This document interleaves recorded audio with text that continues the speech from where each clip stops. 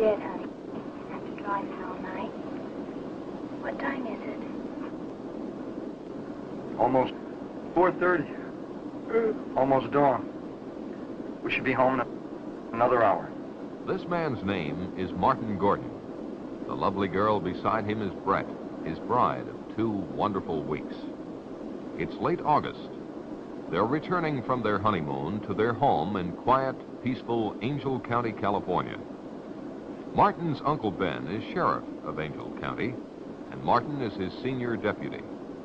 Martin has high hopes of succeeding his uncle when Ben retires. But for now, Martin has only the thoughts, emotions, and pride of a very happy newly married young man. Brett is his, and he feels no man could ask for more. And now, without warning, their honeymoon is to become a nightmare.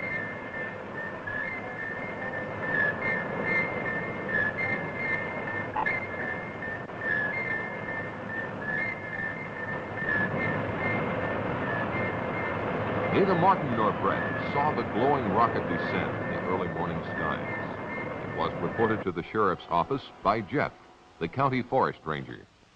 Jeff reported to Sheriff Ben that a plane had crashed near Willow Creek and that he was going out to investigate. Ben said he would join him as soon as possible. Barney, Ben's junior deputy, was to summon medical aid and to see if he could rouse someone at the Air Authority in San Francisco.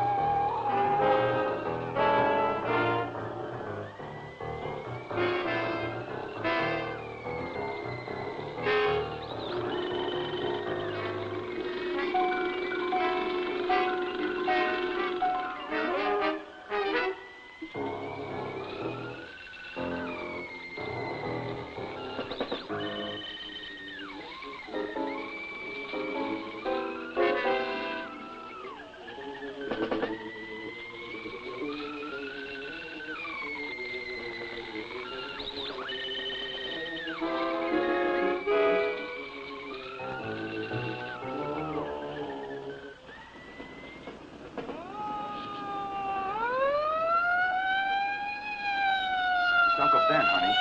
Must be an accident or something.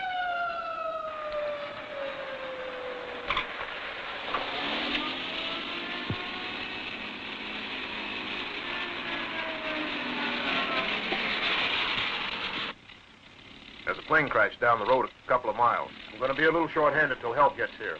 Go around back of me.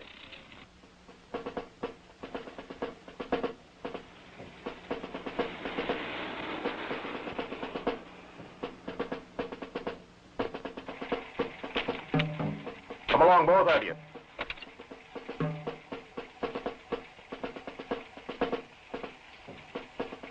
Get in, honey.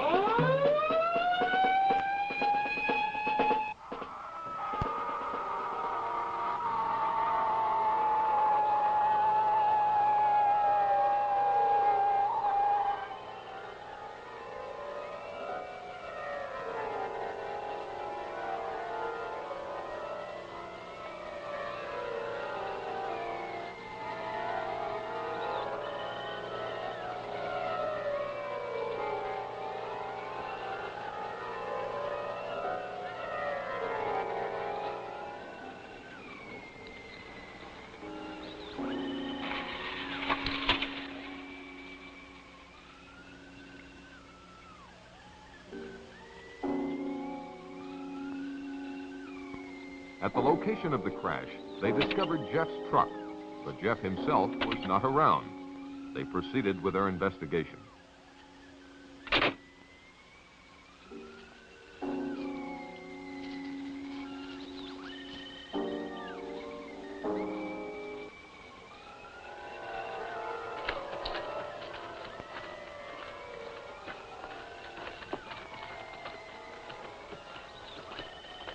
They looked at the rocket in utter amazement. A puzzled Ben finally asked Martin what he made of the craft. It's no airplane. Could be one of our missiles. Or one of theirs. You could be right, honey. Don't think we have anything this big.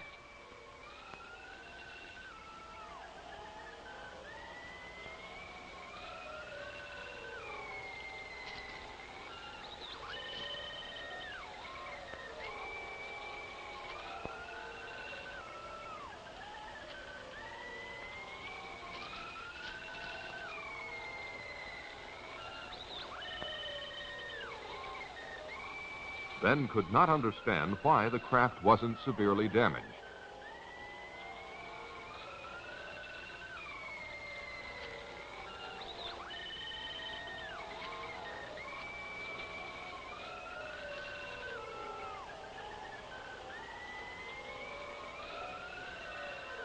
This hat belongs to Jeff Peters. Jeff! Jeff! Jeff, are you in there? Martin, go back to my car and get my flashlight.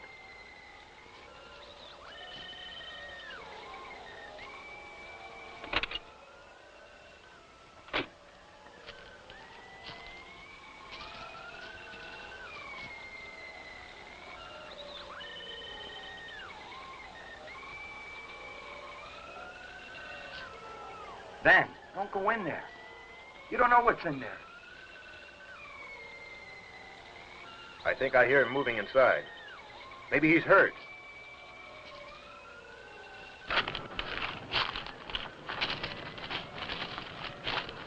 Ben, please don't.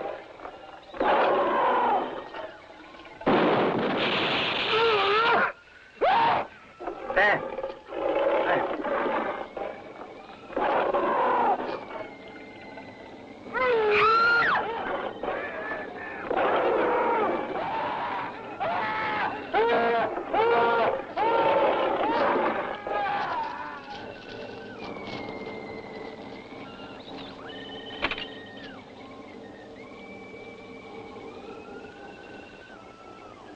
Car 1, calling in. Car 1, calling in.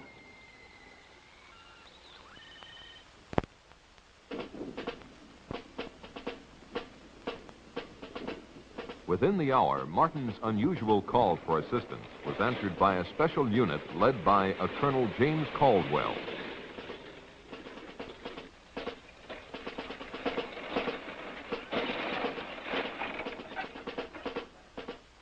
Let's get going.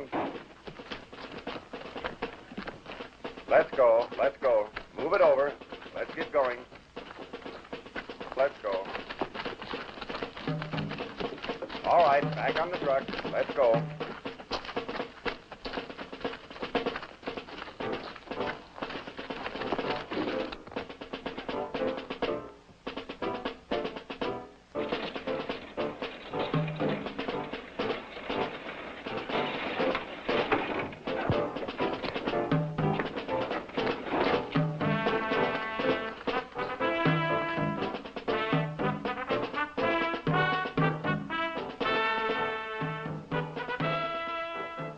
Sergeant, take one man and check it out. Yes, sir. Okay.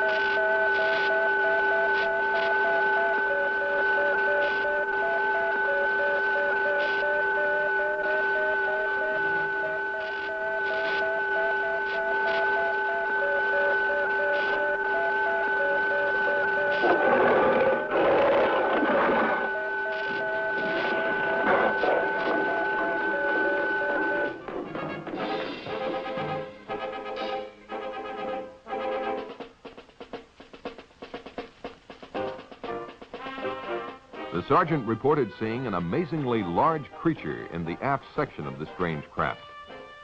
He further reported that it was secured by a kind of metal harness, but that the creature could still move around somewhat, and for that reason they had not gotten too close to it. There was no trace of either Ben or Jeff. The colonel ordered continuous guard duty around the spaceship and decided to set up a temporary military headquarters at the sheriff's office in town.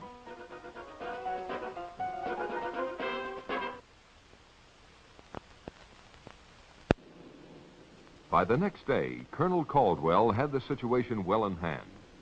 He had called Washington and received his orders from the highest possible authority. He was to maintain tight security and to await the arrival of a Dr. Bradford, who had been on assignment at the Jodrell Bank Radio Observatory in England. Upon arrival, Bradford was to take complete charge of the operation. He was the world's leading authority on space emissions and had worked out a series of systems that might lead to communication with other forms of life, when, as, and if they were contacted. Martin was outraged by the government's intellectual approach to a monster that had already killed and caused the disappearance of his two close friends. Caldwell tended to agree with him, but stated he had to follow his orders. One of those orders was to suppress the news of the death of Ben and Jeff. Martin was appointed temporary sheriff, and all news intended for public consumption was to emanate from his office. The Air Authority issued a cover-up story that a plane had crashed and burned, and this was to suffice until the experts cleared up the mystery of the visitor from outer space.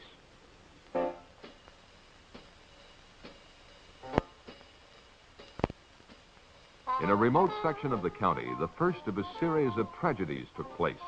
Tragedies that would have been avoided had the public been warned.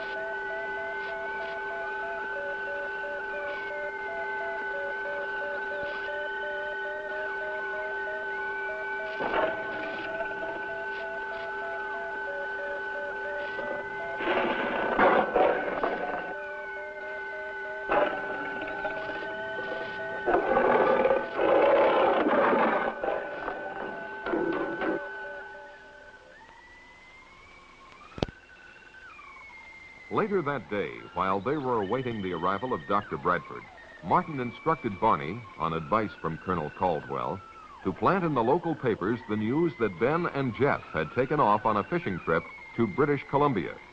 The colonel had impressed the bereaved families with the necessity of maintaining secrecy, and these brave relatives had agreed.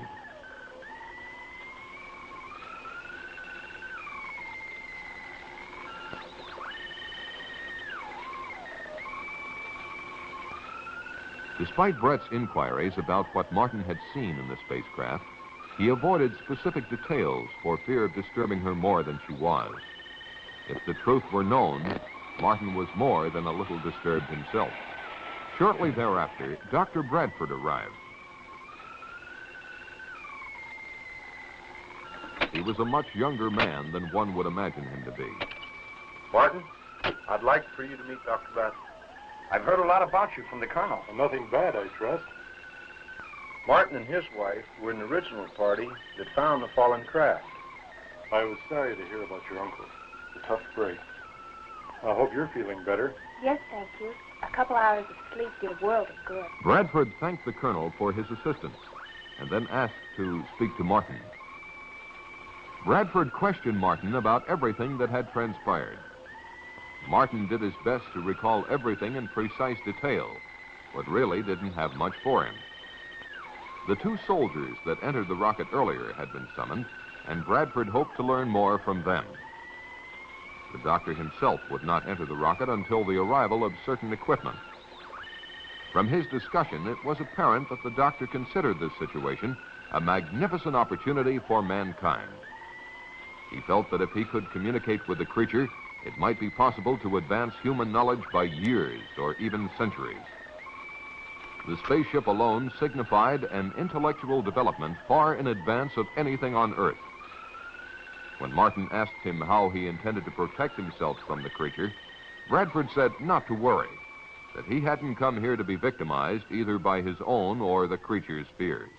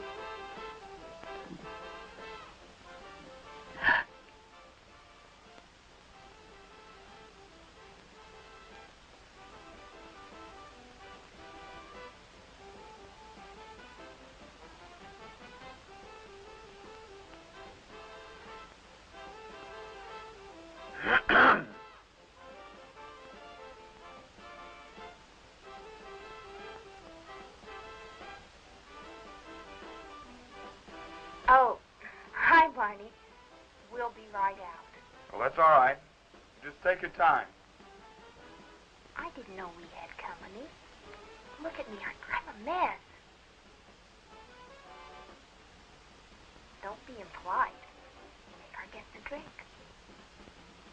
Now you're talking, honey. What do you have, Barney? How about a bourbon and 7? Coming up. Would you get the 7, honey?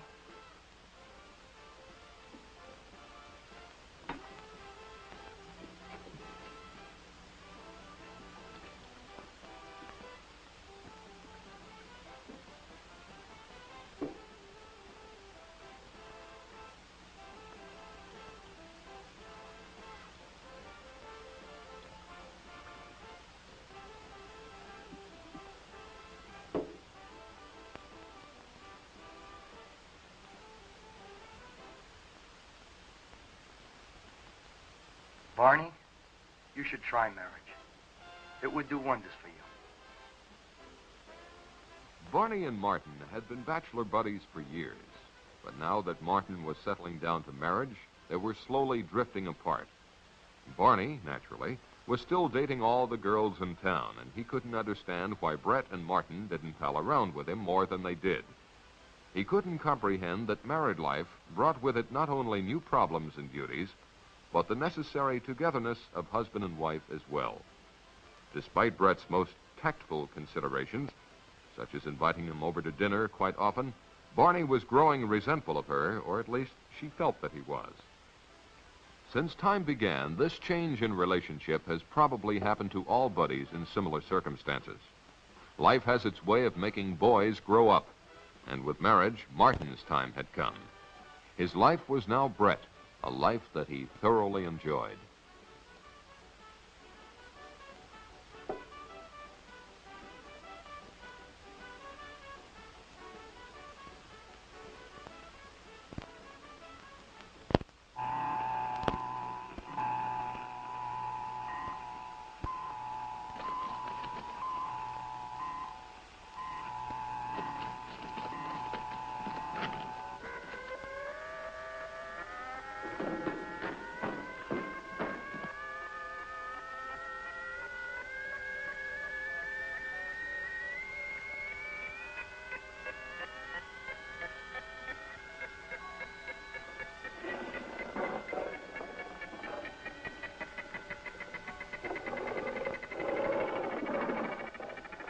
Bye, honey. The next morning, Betty Johnson, as usual, blew a goodbye kiss to her husband, but for the last time.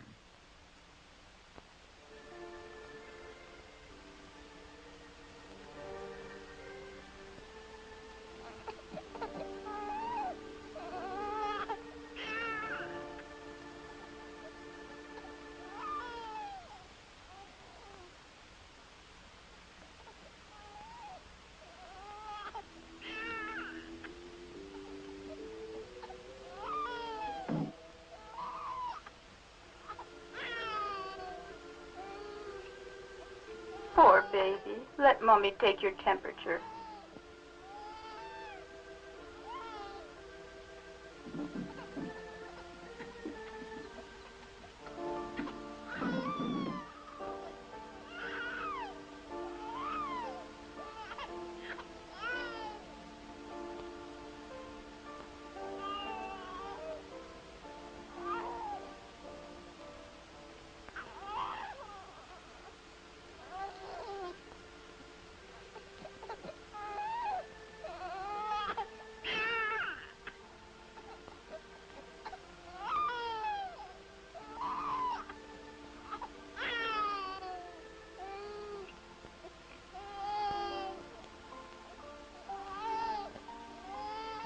Poor baby. You'll feel better soon.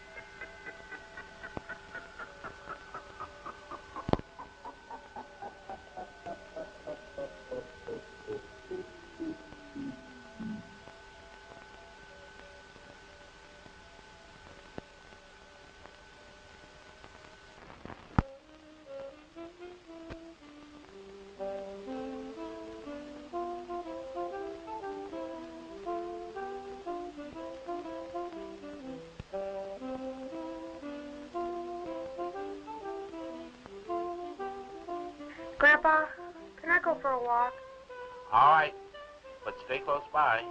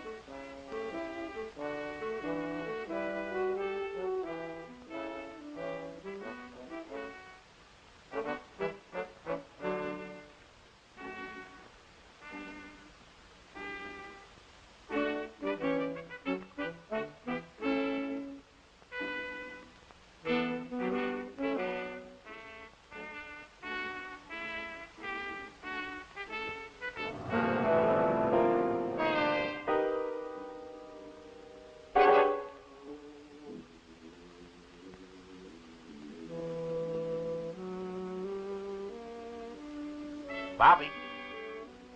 Bobby.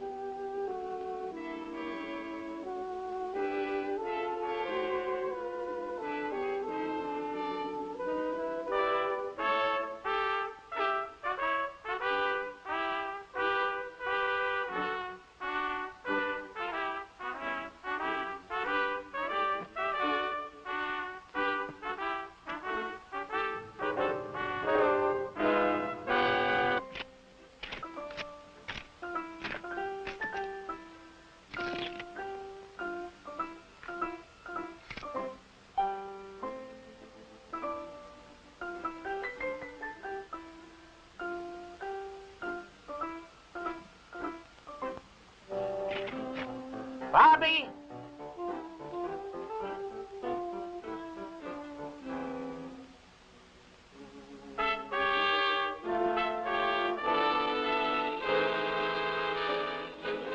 Bobby!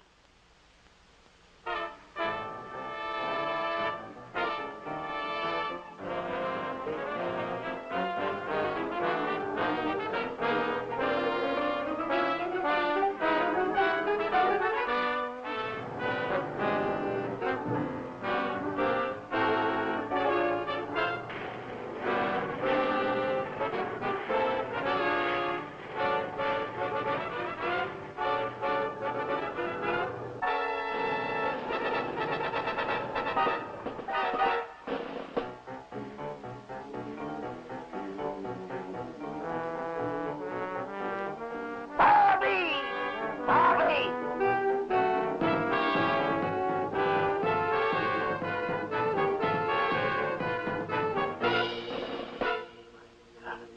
Bobby.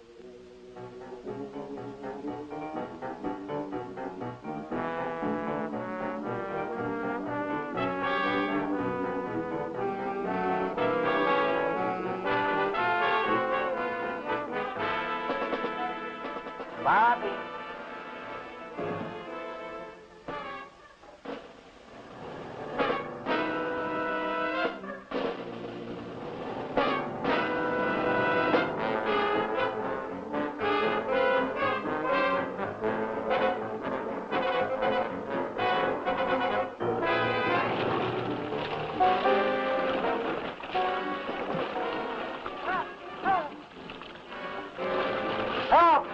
Help! Help! Help! Help! Help!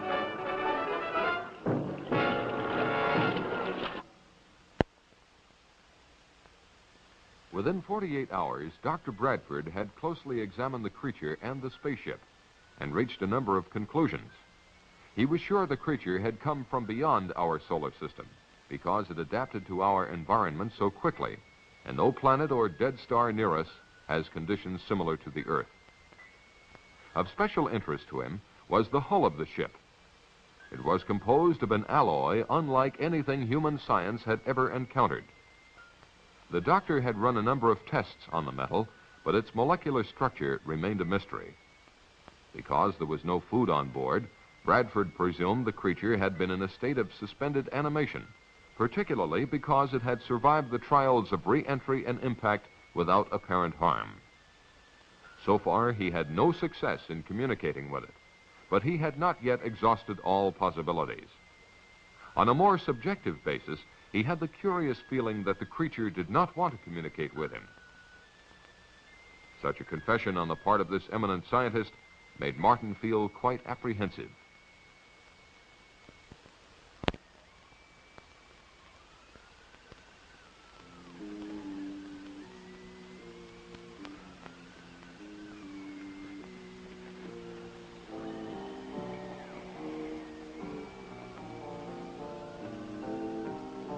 While on a routine call to pick up instructions from Colonel Caldwell, Martin received an urgent message from Barney. Barney was at Willow Creek. He had responded to a phone call from a frantic Mrs. Brown. Her husband and grandson had gone fishing and were long overdue. Barney was instructed to organize a search party locally and to report the results to Martin. Because of security regulations, he was not to come near the area of the spacecraft. Martin said he would join Barney later if he could.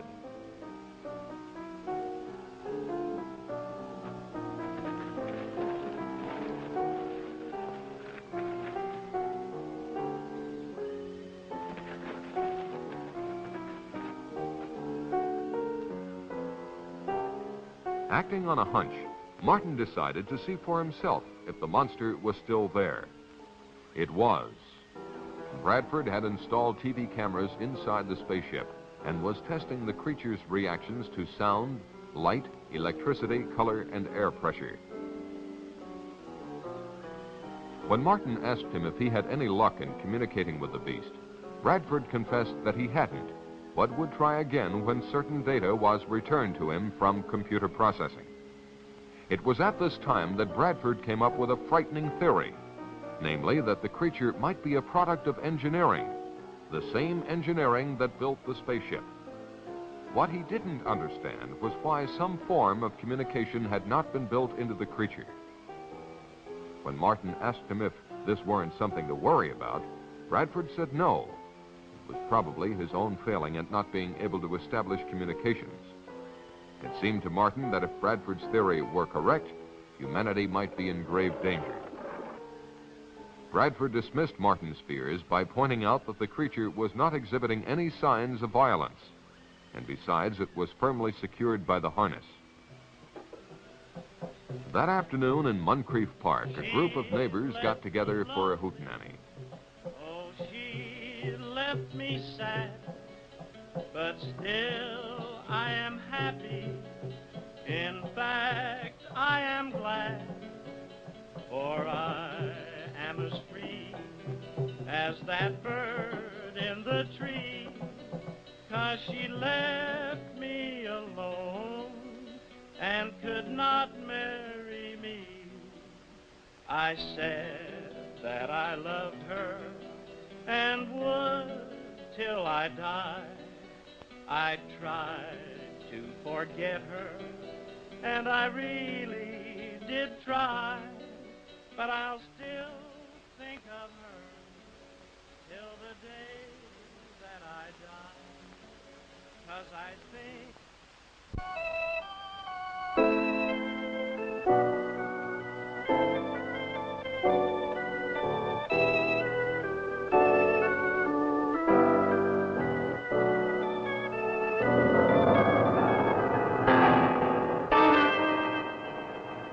What is it?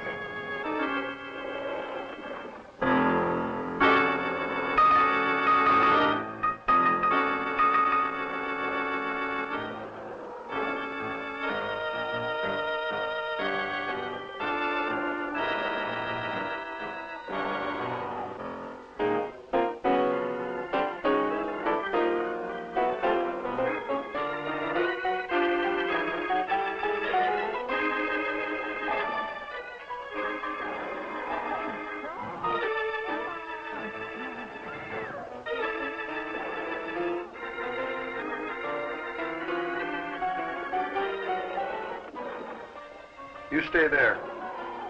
Stay calm.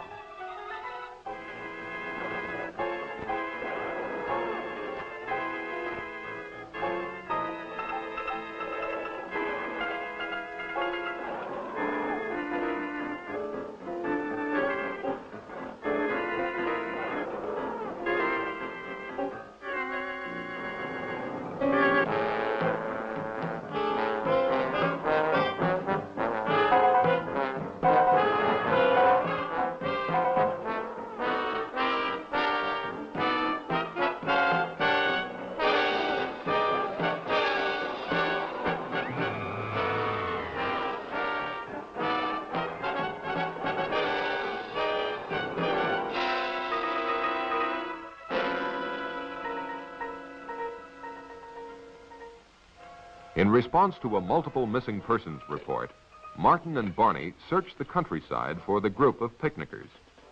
The only trace they found of them was the remains of a guitar one of them carried. This wholesale disappearance of a large group of people, coupled with earlier missing persons reports, led Martin to only one conclusion. There must be another monster, and it was on the loose.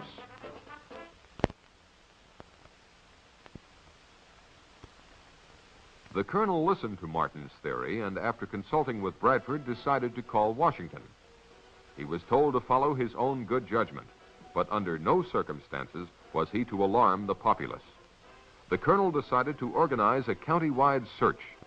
Martin's assignment was to search the north end of the county.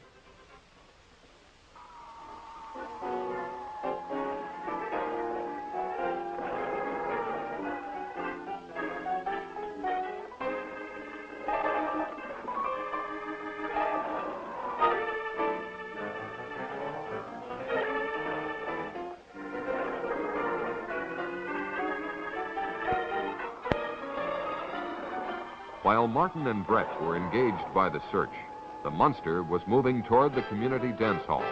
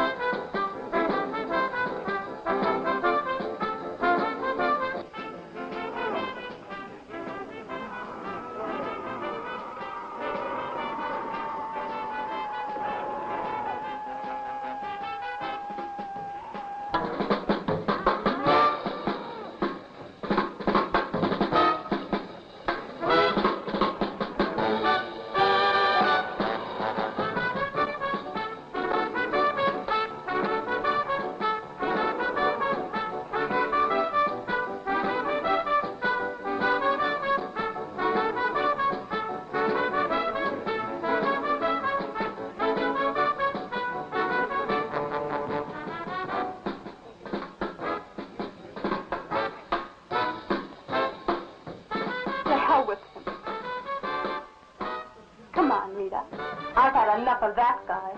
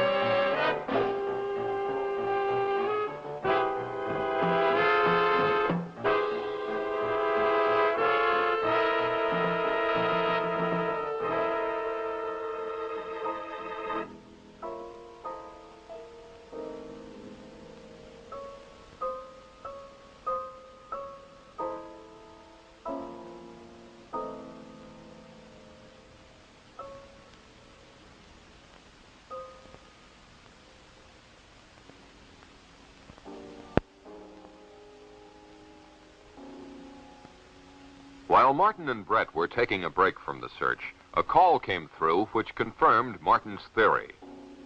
Colonel Caldwell told them of the monster's attack at the dance hall. His troops now had orders to destroy the monster, and he asked for Martin's assistance. Martin said he would join the colonel as quickly as possible.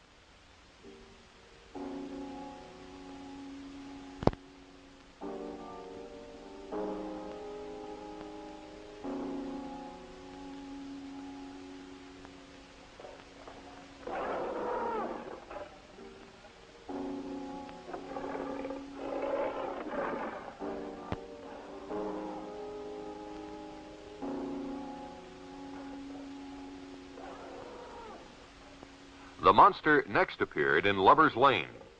Anyone who experienced that catastrophe and survived would never go there again.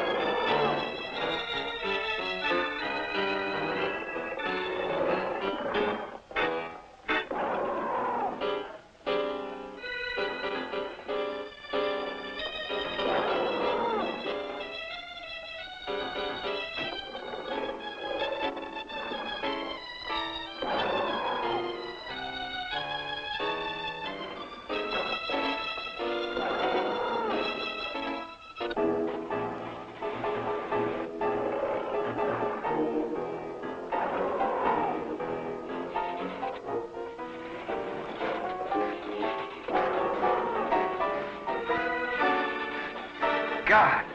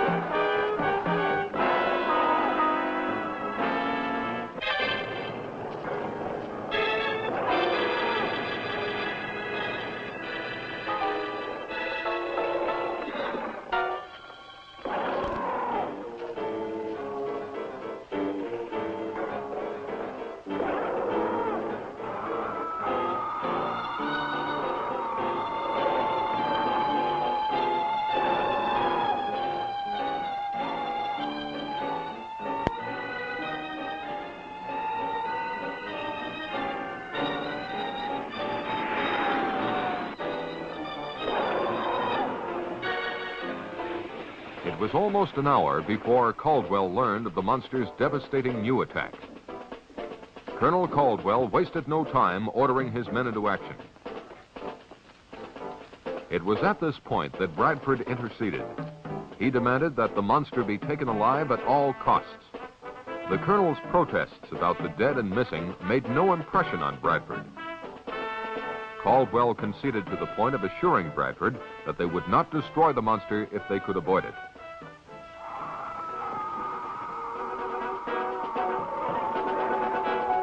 Get on with it, Lieutenant. Move it out, men.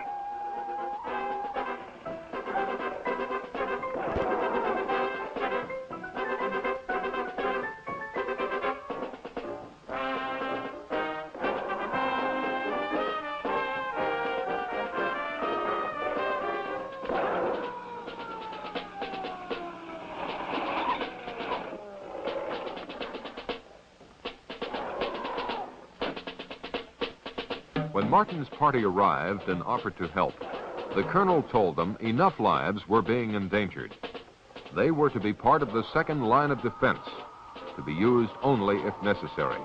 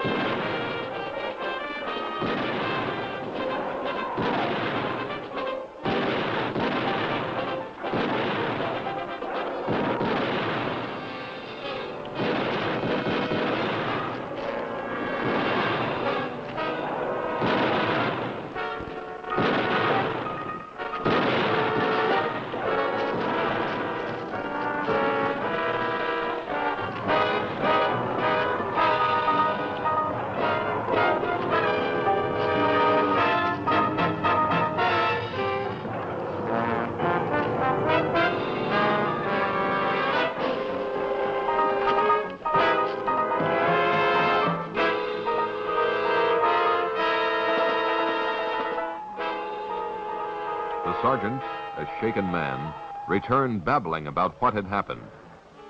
Caldwell, realizing the full danger of the situation, decided he had only one means left to stop the monster: grenades. Now Bradford made a drastic move. Acting on his superior authority, he forbade Caldwell to destroy the creature. The colonel, more concerned with saving human lives than advancing science, told Bradford to go to hell. Get out of my way.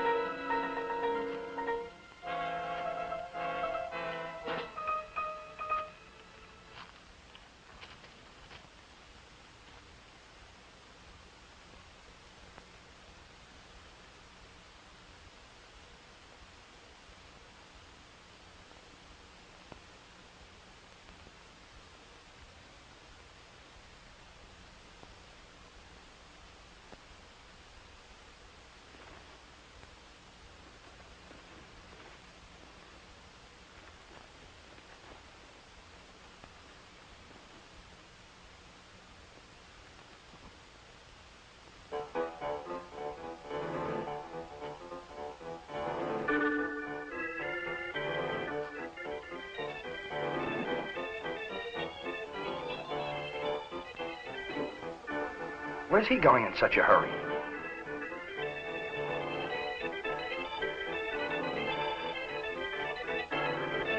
Maybe you'd better follow him. He may need help. You go ahead, Martin. I'll stay with Carl.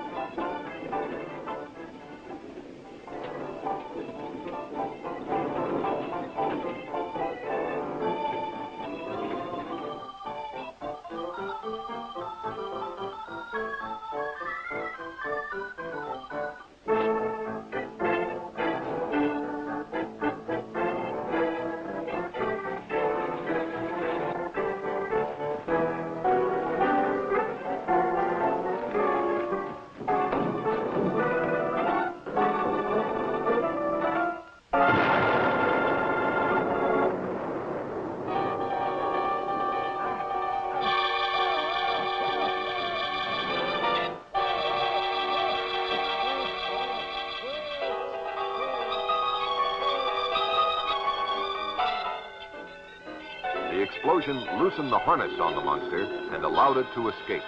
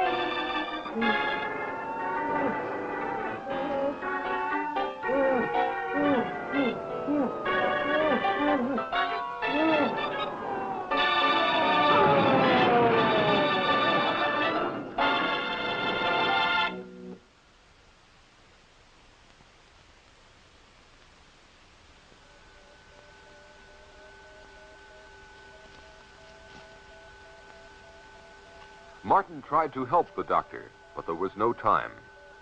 Bradford told Martin what he had just confirmed, that these monsters were highly specialized test animals. They were, in fact, mobile laboratories that consumed human beings in order to analyze them chemically, undoubtedly to detect weaknesses in the human species. He told Martin that the information fed into a computer in the spacecraft. Further, he added, now that both monsters were dead, the computer would activate a transmitter to send the results into outer space. Martin knew what he had to do.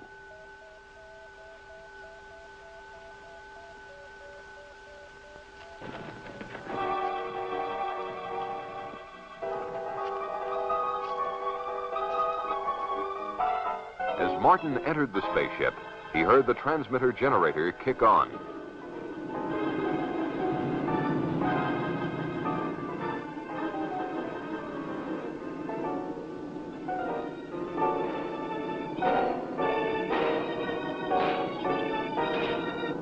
The super tough alloys of the spacecraft were not even dented by Martin's hammering.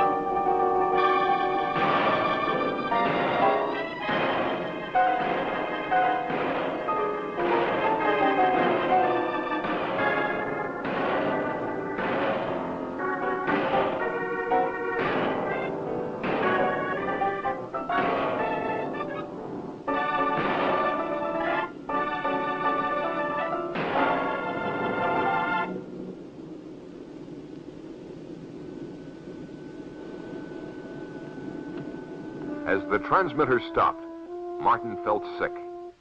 Evidently, all the information had been transmitted.